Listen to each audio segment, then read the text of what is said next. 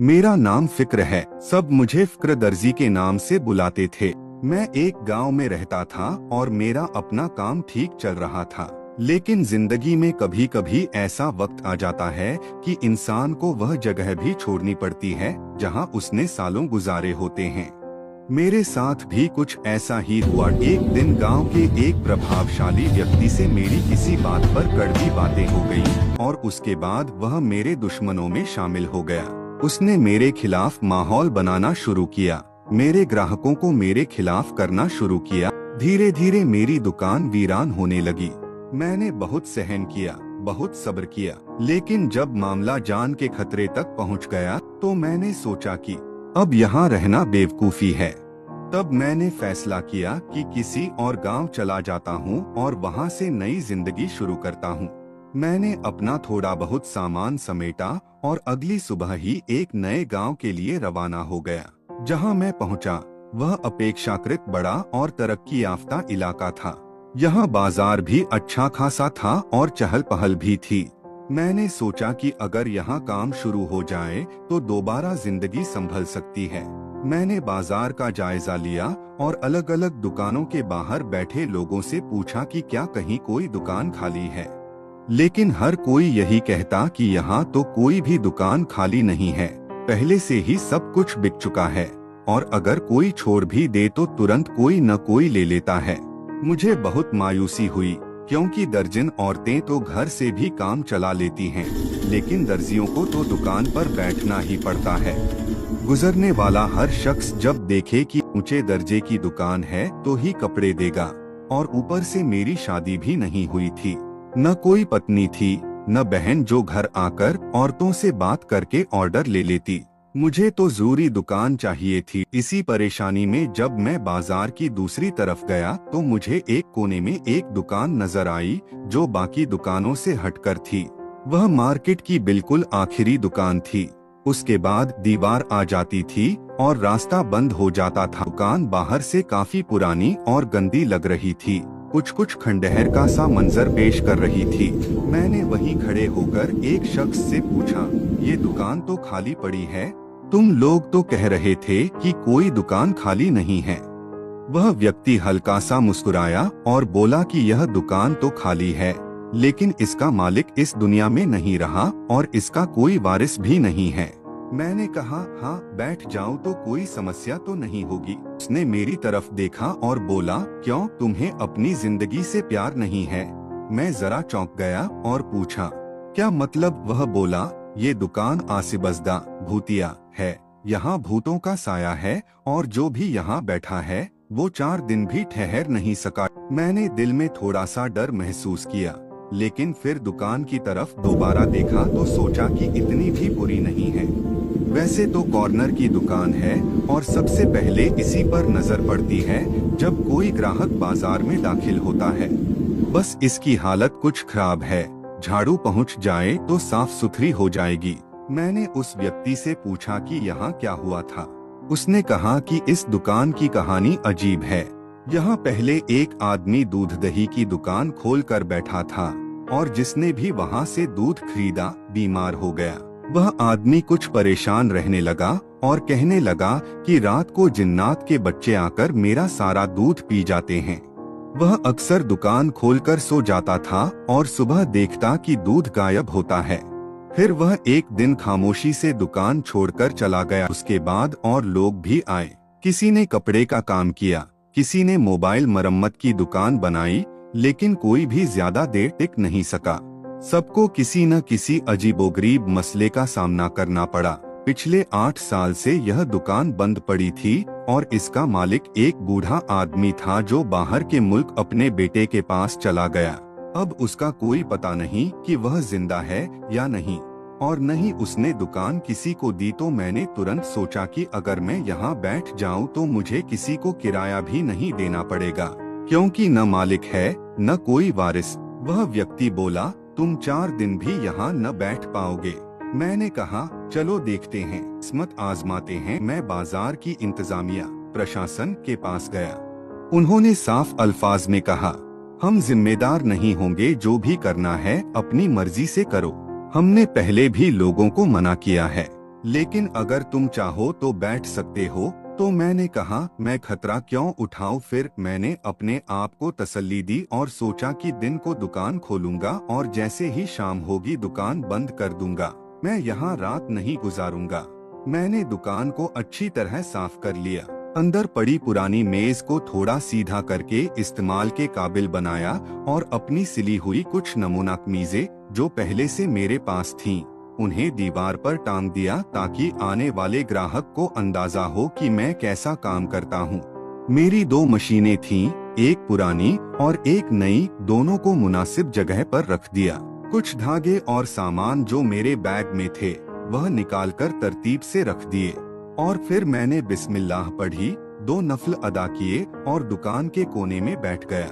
मैंने तो सोचा ही नहीं था कि अगर पूरे गांव में यह मशहूर है कि यह दुकान अस्फज़ादा है तो इस दुकान में लोग आएंगे भी कैसे। कोई दुकान के अंदर कदम रखने से पहले 10 बार सोचेगा। लेकिन मैंने अंदाजा लगाया कि अगर दुकान के अंदर न भी आए तो मैं बाहर खड़े होकर सामान ले सकता हूँ और बातचीत हो सकती है। कुछ न कुछ तो चलेगा। एक उम्मीद थी कि शायद कुछ औरतें भरोसा करके आ जाएंगी, क्योंकि मेरे सिवा यहाँ सिर्फ एक ही दर्जी था और वह भी काफी बूढ़ा हो चुका था। सब लोग कहते थे कि उसके हाथों में अब वह बात नहीं रही जो पहले थी। उसी उम्मीद पर मैंने वह दिन गुजारा। पूरा दिन बैठा रहा, एक एक लम्हा गुजारा, लेकिन किसी ने झांक कर भी नहीं देखा। दोपहर में एक आदमी पास से गुजरा और हैरत से बोला, वाकई बैठ गए हो इस दुकान में। मैंने मुस्कुराकर कहा, अल्लाह का नाम लेकर बैठा हूँ। वह सिर हिलाकर चलता बना, जैसे कह रहा हो कि यह ज्यादा देर नहीं टिकेगा। रात का वक्त करीब आ रहा था और सब लोग घर जाने की तैयारी में थे। मैं भी सामान समेटने ही वाला था कि अचानक से एक लड़की आई जिसने मुकम्मल नकाब किया हुआ था। उसका लिबास पूरा पर्दे वाला था, लेकिन इसके बावजूद उसकी खूबसूरती और जवानी ऐसे झलक रही थी जैसे कोई चांद बादलों में छिपकर भी अपनी रोशनी न छिपा सके। वह मेरे सामने आकर रुक गई और नरम सी आवाज में बोली, मुझे कुछ कपड़े सिलवाने हैं। मैंने कहा, जी जी बिस्मिल्लाह, आइए अंदर आइए। वह बिना किसी झिझक के अंदर आ गई और काउंटर पर आकर खड़ी हो गई। उसके हाथ में पकड़े हुए एक बड़े से काले रंग के शॉपर से एक काला सा कपड़ा निकाला। कपड़ा मुकम्मल तौर पर काला और भारी किस्म का था। मैंने हाथ लगाया तो महसूस हुआ कि कपड़ा बहुत उम्दा है। मैंने कहा, आपको क्या सिलवाना है? तो वह बोली, एक लंबा सा चोका बनवाना है, 7 फुट लंबा। मैंने हैरत से कहा, 7 फुट लंबा? तो वह मुस्कुराकर कहने लगी, हाँ मुझे ऐसा ही चाहिए। अब चूंकि वह मेरी पहली ग्राहक थी, मैंने ज्यादा सवाल जवाब नहीं किया। मैंने कहा, क्या इस पर कोई लेस या बटन वगैरह भी लगाने हैं या सिर्फ साधारण रखना है? तो वह बोली, नहीं, सिर्फ साधारण काला चौखा हो, कुछ भी न लगाना, हो सके तो पूरा काले धागे से सिलना। और एक बात और, यह मेरे साइज का नहीं बनाना। मैंने हैरानी से पूछा, अगर आपके साइज का नहीं है तो किसके लिए है? तो वह मुस्कुराकर बोली कि मेरे लिए है भी नहीं। यह बात मुझे कुछ देर के लिए उलझा गई, लेकिन मैंने फिर भी ज्यादा सवाल नहीं किए, क्योंकि मेरे लिए काम अहम था। मैंने कहा कि इसके पैसे ज्यादा लगेंगे क्योंकि 7 फुट का चौखा है और साधारण होते हुए भी काम ज्यादा है। उसने कहा कि कितने पैसे लेंगे? मैंने कहा, 1400 रुपए। वह बोली, ठीक है, पैसों की फिक्र मत करें, काम अच्छा होना चाहिए। मैं तो हैरान रह गया कि आजकल के दौर में कोई यूं आसानी से काम देकर बिना बहस किए मान ले। फिर भी दिल में इत्मीनान हुआ और खुशी भी कि चलो पहला दिन है। आजकल के दौर में कोई यूं आसानी से काम देकर बिना बहस किए मान ले, यह बात मुझे हैरान कर गई। फिर भी दिल में इत्मीनान हुआ और खुशी भी कि चलो पहला दिन है और अल्लाह ने ग्राहक भेजा है। वह लड़की काम देकर चली गई और मैंने उसी रात उस चौखे पर काम शुरू कर दिया, क्योंकि मेरे पास और कोई काम नहीं था। अगले ही दिन उसे तैयार कर दिया, लेकिन मैंने उसे तीसरे दिन बुलाया था ताकि वह आए और मैं पूरी तैयारी से काम पेश कर सकूं। जब तीसरे दिन वह आई तो मैंने चौखा दिखाया। वह बहुत खुश हुई। मैंने कहा कि अब इसके पैसे दे दीजिए। तो उसने अपने शॉपर से कुछ नोट निकाले और काउंटर पर रखे। ऊपर ऊपर देखने में 100 के नोट थे। मुझे लगा कि शायद उसने कम पैसे दिए हैं। मैंने कहा कि शायद मुझे धोखा दे गई है क्योंकि ऊपर सिर्फ 100 का नोट था।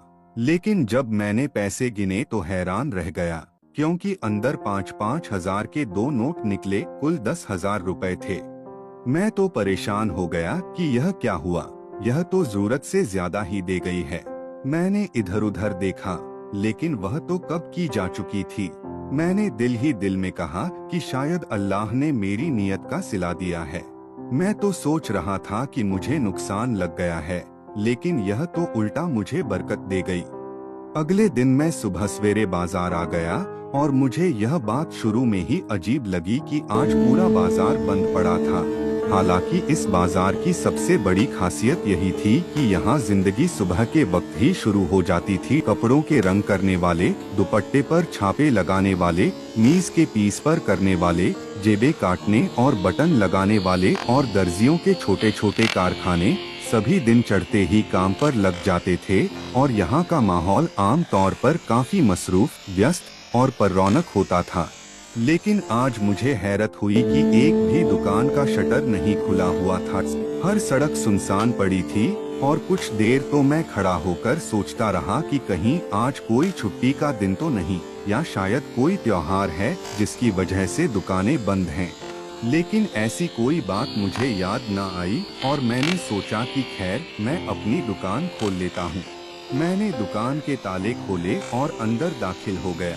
जैसे ही दुकान के अंदर कदम रखा, मेरी सांस जैसे रुकने लगी क्योंकि सामने जो मंजर था वह मेरी सोच से ज्यादा अजीब और खौफनाक था।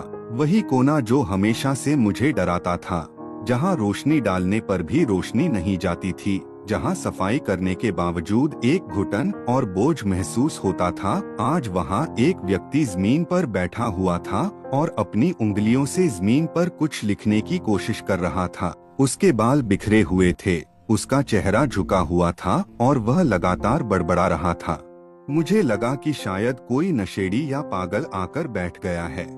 मैंने आवाज दी, कौन हो भाई, क्या कर रहे हो यहाँ? लेकिन उसने मेरी तरफ न देखा और न जवाब दिया, बल्कि वह अपनी ही हालत में लगा रहा, जैसे वह किसी और ही दुनिया में हो। मैंने एक बार फिर बुलंद आवाज में कहा, भाई सुनो, तुम कौन हो, यहाँ क्या कर रहे हो? यह मेरी दुकान है। लेकिन फिर भी वह खामोश रहा, बस रोने सी आवाज आ रही थी। मैंने डरते डरते एक कदम आगे बढ़ाया और कहा, मेरी तरफ देखो, तुम हो कौन? और जब उसने आहिस्ता आहिस्ता अपना चेहरा ऊपर उठाया और मेरी तरफ देखा तो मेरे जिस्म में जैसे बिजली सी दौड़ गई और मेरे कदमों तले जमीन निकल गई, क्योंकि वह चेहरा मेरा अपना चेहरा था। मैं खुद को देख रहा था, लेकिन ऐसा बिगड़ा हुआ खुद की जिसे पहचानना भी मुश्किल हो जाए, और सूजन थी जैसे दिनों से रो रहा हो। होंठ सूखे हुए पर सफेद सी तह जम गई थी, बाल बेतरतीब बिखरे हुए और कपड़े फटे हुए थे। वह मैं ही था, लेकिन ऐसा मैं जिसे देखकर कोई भी इंसान खौफजदा हो जाए, एक ऐसा मंजर जिसे देखकर कोई भी इंसान डर जाए। मैं हैरत और खौफ के मारे पीछे हटने लगा, लेकिन वह मुझ पर चीखने लगा। वह कहने लगा, भाग जाओ, अभी के अभी यहाँ से चले जाओ, तुम्हें कुछ पता नहीं है, तुम्हें अंदाजा नहीं है कि तुम क्या करने जा रहे हो। यहाँ जो आया वह खत्म हो गया, तुम भी खत्म हो जाओगे।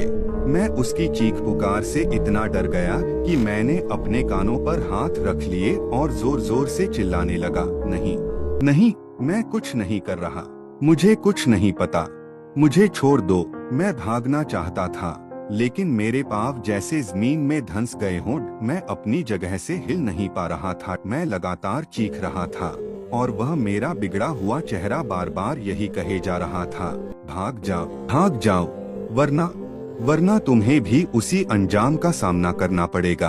और इतने में अचानक मेरी आंख खुल गई और मैं बिस्तर पर बैठा पसीने में सराबोर मौजूद था। मेरे दिल की धड़कन बहुत तेज हो चुकी थी, मेरे गले से आवाज नहीं निकल रही थी और मुझे कुछ समझ नहीं आ रहा था कि मैं ख्वाब, सपने से निकला हूँ या वह सब कुछ हकीकत सच में हुआ था। मैंने खुद को टटोला और तसल्ली दी कि मैं अपने घर में हूँ। मैंने पानी पिया और आहिस्ता आहिस्ता अपने आप को पुरसुकून करने की कोशिश की। मुझे ऐसा लग रहा था जैसे मैं अभी भी उसी दुकान के अंदर हूँ, लेकिन हकीकत यह थी कि वह एक ख्वाब था।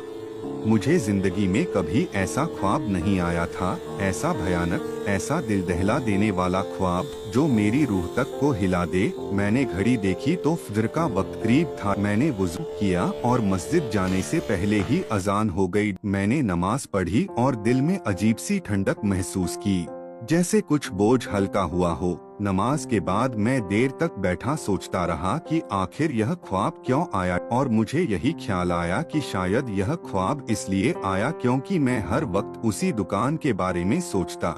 मैंने तय किया कि अब इस दुकान के बारे में नकारात्मक बातें नहीं सोचूंगा और अपने काम पर तवज्जो ध्यान दूंगा, क्योंकि अगर दिल कमजोर हो तो साया भी दुश्मन लगता है। इस ख्वाब के बाद पता नहीं क्यों मेरी हालत वैसी नहीं रही जैसी पहले दिन थी। अब मैं पहले जैसा परजोश उत्साही नहीं था।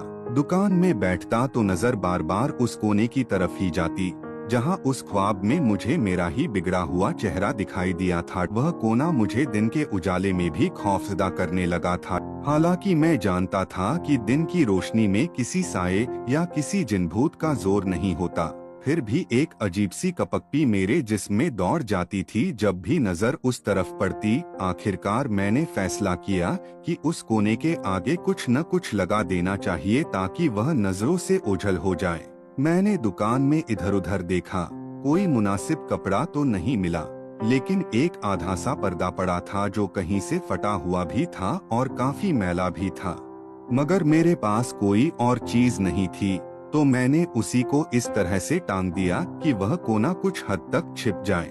पूरी तरह से नहीं छिपा क्योंकि पर्दा काफी छोटा था, लेकिन इतना जरूर हो गया कि नजर उस तरफ कम पड़े और जहन कुछ हद तक परेशान से सुकून में हो। पूरा दिन मैं दुकान में ऐसे ही बैठा रहा और हर आहट पर चौंकता रहा। कोई ग्राहक नहीं आया और न ही कोई जान पहचान वाला उधर से गुजरा, बस एक अकेला मैं और वह खामोश दुकान। मेरे पास वही रकम थी जो उस नकाबपोश लड़की ने दी थी, जिसकी बदौलत कम से कम खाने पीने का खर्च निकल रहा था। मैं ज्यादा परेशान नहीं था, क्योंकि एक बंदे का क्या खर्च होता है, सुबह शाम खाना और चाय और बस थोड़ी बहुत जरूरत। लेकिन दिल तो चाहता है कि दुकान पर रौनक हो, लोग आए जाएं, कपड़े दें, तारीफ करें और थोड़ा सा कारोबार बढ़े। लेकिन वह सब कुछ जैसे उस दुकान की दहलीज से बाहर रह गया था। इसी दौरान अचानक मेरी नजर उस पर्दे की तरफ गई और मेरे जिस्म में जैसे सनसनाहट सी दौड़ गई, क्योंकि पर्दा नीचे से काफी ऊंचा था और साफ साफ दिखाई दे रहा था कि उसके पीछे कोई खड़ा है। और जो चीज सबसे ज्यादा खौफनाक थी वह यह कि उसके पांव उल्टे थे, न सिर्फ उल्टे बल्कि साकित, और साकित होने के बावजूद भी उनसे एक अजीब सी कांपती हुई लरसती हुई मजा निकल रही थी, जैसे हवा थम गई हो, जैसे वक्त थम गया हो।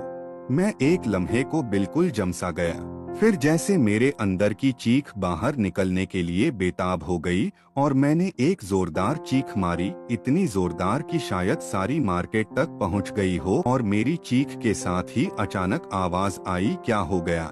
और जैसे ही मैंने सामने देखा तो वही नकाबपोश लड़की खड़ी थी। मेरा दिल तेजी से धड़क रहा था, मेरी सांसें बेकाबू हो रही थीं। वह लड़की बड़ी सादगी से कहने लगी, अगर कोई मसला है तो मैं बाद में आ जाती हूँ। मैंने फौरन संभलने की कोशिश की, नहीं, कोई मसला नहीं है, बस गर्मी ज्यादा लग गई है और तबीयत थोड़ी खराब हो गई है। मैंने पानी का गिलास उठाया और जल्दी जल्दी पानी पिया। फिर भी मेरी नजरें एक लम्हे के लिए भी उस पर्दे से नहीं हट रही थीं। और मैं बार बार तिरछी नजर से देखने की कोशिश कर रहा था कि कहीं वो पांव अभी मौजूद तो नहीं। लेकिन वहाँ अब कुछ नहीं था, कोई भी नहीं था, जैसे सब कुछ मेरे ज़हन का फ़रेब हो, जैसे फिर से मुझे वहम हुआ हो। लेकिन अजीब बात ये थी कि ये लड़की ऐसे वक्त पर कैसे आ गई और इतनी खामोशी से आ गई कि मुझे उसकी आहट भी महसूस नहीं हुई। मैंने उससे बात बदलने के लिए फौरन कहा, उस दिन आपने जो पैसे दिए थे वो तो मेरे हिसाब से बहुत ज्यादा थे। तो वो बड़ी सादगी से बोली, ज्यादा नहीं थे, आपके काम से खुश होकर दिए थे, और जब बंदा खुश होता है तो देने का दिल भी करता है और लेने वाले की इज्जत भी बढ़ जाती है। ये सुनकर मैं कुछ देर के लिए खामोश हो गया, क्योंकि मेरे ज़हन में तो यही था कि वो पैसे गलती से ज्यादा दे गई है। लेकिन वो दोबारा आई थी और इस बार भी वो मेरे लिए काम लेकर आई थी। उसने कहा, इस बार इस तरह के 5 चोगे सिलवाने हैं, और फिर एक कपड़े का बड़ा सा थान सामने रख दिया। जब मैंने उस कपड़े को हाथ लगाया तो वो आम कपड़ों के मुकाबले में बहुत ज्यादा वजनी महसूस हुआ, जैसे किसी लोहे या चमड़े की तहों वाला कपड़ा हो, या जैसे कई बार भिगोया गया हो। लेकिन मैंने कुछ नहीं कहा, बस सर हिला दिया और कहा, ठीक है, बताइए कितने दिनों में चाहिए। उसके बाद उसने जो बात की वो सुनकर मैं हैरान रह गया। वो कहने लगी, इस काम के 50,000 रुपए दूंगी। मैंने फौरन कहा, देखिए, पैसे मिलने पर किसी को बुरा तो नहीं लगता, लेकिन 50,000 तो इस काम के नहीं बनते। ये काम ज्यादा से ज्यादा 6-7 हजार रुपए का है, तो आप इतने पैसे क्यों देंगी? मुस्कुराकर कहने लगी, मुझे आपका काम पसंद है और मैं मेहनत का नहीं, खुशी की देती हूँ। ये सुनकर मैं तो खामोश हो गया, लेकिन दिल में कहीं न कहीं ये सवाल जरूर था कि इस सादे से चोगे में ऐसा क्या था जो उसको इतना पसंद आया था। न तो मैंने उसमें कोई खूबसूरती डाली थी, न कोई खास डिजाइन लगाया था, बस सादा सा काले रंग का चोगा था। खैर, मैं थोड़ा लालची हो गया, क्योंकि बंदे को जब बिना मेहनत के ज्यादा मिले तो वो इनकार नहीं करता, और मैंने कहा, ठीक है, 5 दिन बाद आ जाइए। मैंने अगले 5 दिनों में वो 5 चोगे तैयार कर दिए और छठे दिन के लिए उसे बुलाया। वो बिल्कुल छठे दिन ही आई और आकर चुपचाप एक लिफाफे में से 50,000 रुपए निकाले और मेरे काउंटर पर रख दिए और खामोशी से चली गई, बिना कोई बात किए, बिना कोई सवाल किए। और मैं सिर्फ उसे जाते हुए देखता रह गया। मैं पैसे गिन ही रहा था कि सामने वाली दुकान पर जो आदमी बैठा था, जिसकी कपड़ों की दुकान थी, उसने देख लिया। मेरी हक हलाल की कमाई थी। मैंने गिनती जारी रखी और पैसे जेब में डाल लिए। वो लड़की फिर आई और इस बार वो पहले से भी ज्यादा खामोश और पूरी रहस्यमय लग रही थी। उसकी रफ्तार इतनी हल्की थी जैसे हवा में तैर रही हो, और जब वो दुकान के अंदर आई तो उसके कदमों की आहट तक नहीं आई। और जब वो मेरे सामने खड़ी हुई तो मेरे अंदर एक अनजाना सा डर फिर से जाग उठा, लेकिन मैंने उस डर को अंदर ही अंदर दबा लिया, क्योंकि मेरे दिल में अब लालच ने जगह बना ली थी। मैं उसके बारे में कुछ भी सोचने से पहले उसकी बात सुनना चाहता था, क्योंकि अब मैं जान चुका था कि जब ये आती है तो हमेशा बरसात करके जाती है। वो बोली, इस दफा मुझे 10 चोगे सिलवाने हैं और ये कपड़ा लो और ये लो 1 लाख रुपए। और उसने वो मोटे नोटों की गड्डी मेरे काउंटर पर रख दी और बिना कुछ और कहे वापस मुड़ गई और दुकान से बाहर चली गई। मैं वहीं बैठा रह गया। हैरत, खुशी और डर, तीनों जज्बात मेरे अंदर एक साथ हलचल मचा रहे थे। मैं सोच रहा था कि ये लड़की आखिर है कौन और इतने ज्यादा पैसे क्यों दे रही है। क्या उसे मेरे अंदर कुछ खास नजर आता है, या फिर ये सब कुछ किसी और वजह से हो रहा है। मेरे दिल में बार बार ये सवाल उठता, लेकिन हर बार मैं खुद को ये कहकर खामोश कर देता कि दुनिया में ऐसे लोग भी होते हैं जिनकी समझ आम अक्ल से बाहर होती है, और अगर मैं इनके बारे में ज्यादा सोचूंगा तो पागल हो जाऊंगा। लेकिन सब कुछ वही नहीं रहता जैसे पहले दिनों में था। एक दिन ऐसा आया कि मैं दुकान में बैठा कपड़ों की कटिंग कर रहा था कि बाहर से शोर सुनाई देने लगा।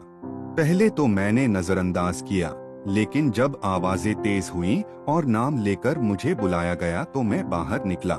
देखा तो बाजार के सारे दुकानदार इकट्ठा हो चुके थे और सबके चेहरों पर गुस्सा और शक का मिलाजुला असर था। एक ने मुझे आवाज देकर कहा, इधर आ, जरा बात करनी है। मैं जैसे ही आगे बढ़ा तो उनमें से एक ने मेरे गिरेबान को पकड़ लिया और जोर से झंझोड़ते हुए कहा, जब से तुम यहाँ आए हो 3 महीने हो चुके हैं और तुम्हारी दुकान पर आज तक एक ग्राहक भी नहीं आया। रोज हम देखते हैं तुम अकेले बैठे होते हो, लेकिन फिर भी हर दिन तुम पैसे गिनते हो और चेहरे पर खुशी होती है। एक और दुकानदार बोला, हमें शक है कि बाजार में जो हालिया चोरी हुई है उसमें तुम्हारा हाथ है। तुम्हें किसी ने नहीं देखा किसी से बात करते हुए और कोई तुम्हारी दुकान पर आता भी नहीं है, तो तुम्हारे पास पैसे कहाँ से आ रहे हैं? अब बताओ चोरी का माल कहाँ छुपाया है? मैं इस आरोप पर बिल्कुल सन्नाटे में रह गया। मैंने कहा, तुम लोगों को किसने कहा कि मेरे पास कोई ग्राहक नहीं आता? मेरे पास एक लड़की आती है जो कपड़े सिलवाती है और वही मुझे पैसे दे कर जाती है। यह सुनकर सब ने एक दूसरे की तरफ देखा और फिर एक बंदा बोला, हम सब यहाँ पूरा दिन बैठे होते हैं और आज तक हमने तुम्हारी दुकान पर किसी लड़की को आते जाते नहीं देखा, और अगर कोई लड़की वाकई आती है तो क्या वह किसी और गांव से आती है? क्योंकि हमारे काम की तो कोई औरत इस दुकान पर नहीं आती, सबको डर है यहाँ के बारे में।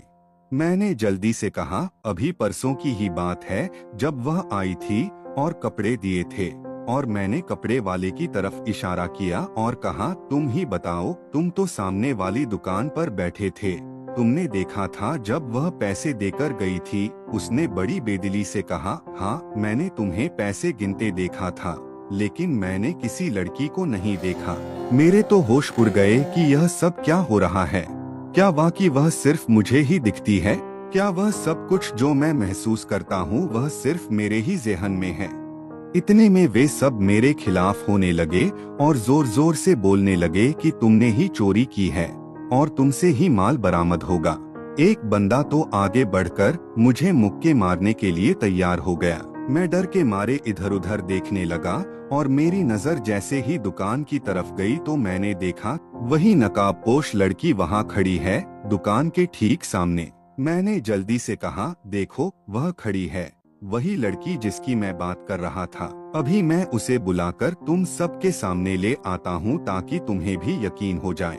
जैसे ही मैं आगे बढ़ा और उनसे पीछे हटने को कहा ताकि उसे बुला सकूं, तो उन्होंने मेरा गिरेबान छोड़ दिया, लेकिन पीछे हटते ही उनके चेहरों पर एक डरावना सा असर आ गया, जैसे उनके रोंगटे खड़े हो गए हों। एक बंदा बड़बड़ाया और बोला, वहाँ तो कोई भी नहीं खड़ा, लगता है कि तुम पर जिन्नात का असर हो गया है। यह सुनकर मेरी भी हालत खराब हो गई और दिल जोर जोर से धड़कने लगा। मैं वहीं रुक गया और उस लड़की की तरफ देखा तो वह अब भी वहीं खड़ी थी, बिल्कुल खामोश, बिना किसी हलचल के। और फिर अचानक उसने उन लोगों की तरफ देखा और हवा में अपने हाथ को ऐसे घुमाया जैसे एक गोला सा खींचा हो, जैसे कोई नजर न आने वाली ताकत ही घेरे को खोल रही हो। फिर जो मंजर मेरे सामने आया वह नाकाबिले यकीन था। वे सारे लोग जिन्होंने मुझे अभी अभी घेर रखा था, वे एक एक करके जैसे बेखबर हो गए, जैसे उनकी याददाश्त मिट गई हो, और वे सब अपनी अपनी दुकानों की तरफ चल दिए। किसी ने पीछे मुड़कर नहीं देखा, किसी ने दोबारा सवाल नहीं किया, बल्कि सब ऐसे चाय पीने में मशगूल हो गए जैसे कुछ हुआ ही न हो, जैसे मेरी बातों और उनके सवालों का कोई वजूद ही न हो। और वह लड़की अब भी दुकान के सामने खड़ी थी और मुझे खामोशी से देख रही थी। अब मैं क्या करता? मेरी हालत अजीब हो गई थी, मेरे हाथ कांप रहे थे, मेरे कदम जम गए थे और मेरे ज़हन में सिर्फ यही सवाल घूम रहा था कि यह सब क्या है और क्यों है?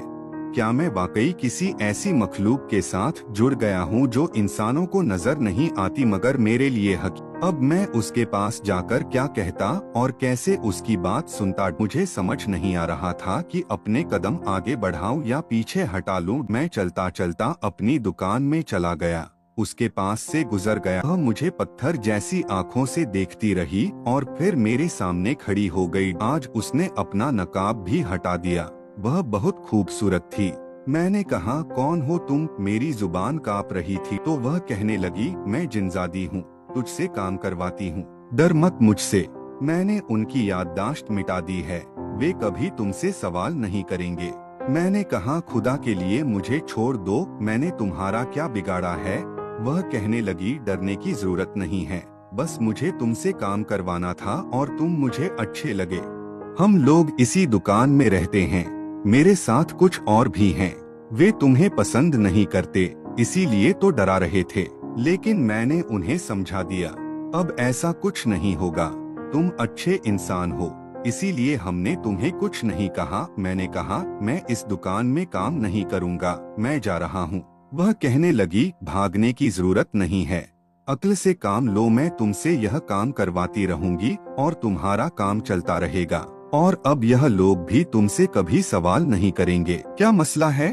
तुम्हें सिर्फ डर है तुम्हारे अंदर। मैंने कहा, डर बहुत खतरनाक जज्बा है, इंसान को पागल कर देता है।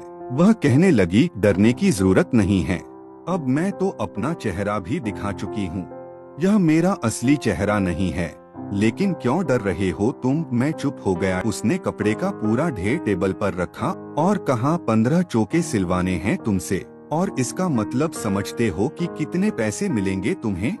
मैं चुप हो गया। वह कहने लगी, डरो नहीं, अल्लाह ने तुम्हारा रिस्क शायद इसी तरह लिखा है, बस किसी से बात नहीं करना, तुमसे भी कोई सवाल नहीं करेगा। मैं चुप हो गया और उसी तरह मेरी दुकान चलती रही। जिन्नात के लिए चोगे सीता हूँ और मैं हूँ फ़क्र दर्जी। मुझे आज भी याद है जब पहली बार मैंने वह चोका सिया तो उसके बटन खुद ब खुद लग गए थे, धागा खुद ही सुई में आ गया था, कैंची किसी इंसानी हाथ के बिना चलती थी, और मेरे सामने एक नजर न आने वाली दुनिया के बाशिंदों की कतार खड़ी होती थी। सबके पास अपने अपने पैमाइश के पर्चे होते थे, और जब मैं दिन भर के काम के बाद थक कर बैठता तो मेरे सामने गर्मागर्म चाय और पराठे आ जाते थे।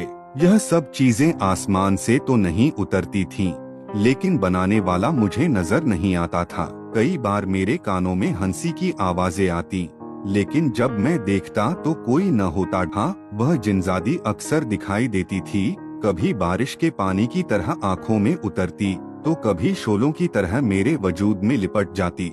वह अपने बारे में बहुत कम बताती थी, सिर्फ इतना कहती थी, हम बहुत पुराने हैं, सदियों पुराने, और जब हम किसी इंसान से ताल्लुक बना लें तो उसका साथ कभी नहीं छोड़ते, बस शर्त यह है कि तुम किसी को कुछ न बताओ। और जब मैंने एक बार हिम्मत करके उससे पूछा कि अगर मैं किसी को बता दूं तो फिर क्या होगा, तो उसकी आंखें लाल हो गईं और वह कहने लगी, फिर तुम्हारे सारे टाके उखड़ जाएंगे, तुम्हारी सिलाई उल्टी चलने लगेगी, कपड़ा अपने आप जल जाएगा और दुकान में दाखिल होने वाले हर शख्स की शक्ल बिगड़ जाएगी। मैं उस दिन बहुत डर गया था, लेकिन अजीब बात यह थी कि डरने के बाद भी मैं दुकान छोड़ न सका, क्योंकि हर रात मेरे घर में अशर्फियों से भरी थैली आती, मेरे बच्चों की स्कूल फीस वक्त पर अदा हो जाती, मेरी बीवी की दवाइयों का बंदोबस्त हो जाता था।